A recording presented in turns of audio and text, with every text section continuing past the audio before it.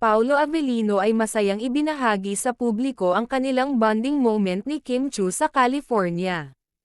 Ayon kay Paulo, naging pagkakataon ito upang mas makilala pa nila ang isa't isa.